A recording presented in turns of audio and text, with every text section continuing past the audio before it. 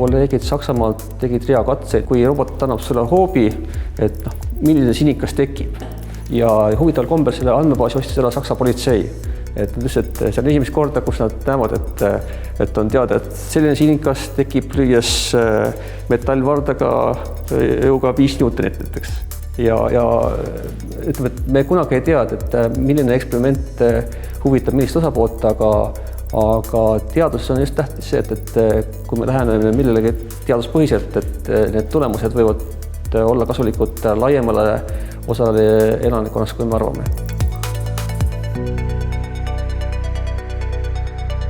Mu isa töötas tehnoloogia valdkonnas, toona oli ta siis Harju Elektri või Harju Keki nime all ja mõtlesin, et prooviks sama asja, aga siis ülikooli tasemel.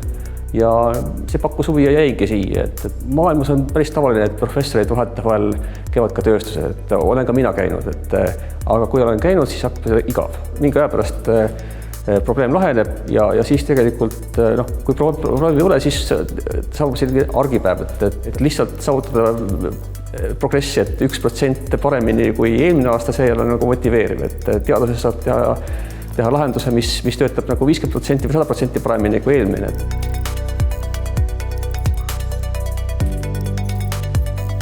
Nüüd me räägime, et on targad seadmed, targad tootmised, et see tark tähendab tegelikult seda, et me saame selle seadmele või teenusele või siis tootmisele juurde panna täiendavad teenuseid.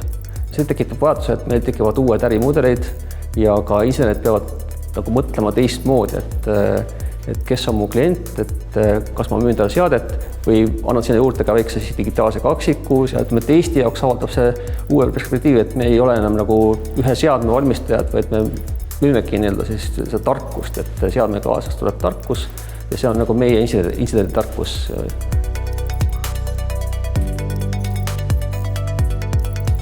Läbi selle me püüame siis luua ühendusi mitte ainult siis masinehituse sees, vaid ka laiemalt läbi erinevate inseneeria uurimisgruppide, IT, majanduse ja läbi selle siis lahendada selliseid kestlikumad ja suuremaid probleeme, et nagu me näeme, et tooted vajavad digitaalseid kaksikuid, tooted vajavad neid toetavad teenuseid ja selleks on meil tarvis märksa suuremat teaduskonda, kui meil seni on kasutada.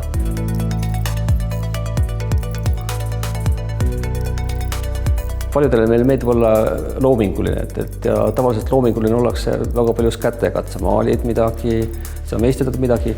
Inseneerias on see sama asi, aga tal on väike boonus, et sa saad panna näiteks roboti enda asemel seda tegema, et mõte on sinu, aga teostuse teeb selle igava teostuse, võib-olla siis teeb masin või robot, ja näha seda nagu päris elus realiseerumas, see on nagu täitsa hea tunne.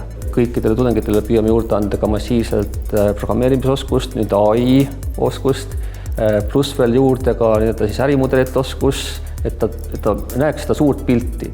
Ja see suure pildi nägemine annabki sellise võimaluse, et me oleme maailmas milleski väga head. Me ülikoolis õpetades vaatame võib-olla seda kauget horisonti, et meie õppe on hästi teaduspõhine. Ja kui vaadata, et milles on nagu tudengite tagasiside, siis paljud kurdavadki, et see, mida te õpetate, isegi Google ei tea seda. Minu jaoks on see kompliment, et me oleme natuke Google'ist ees.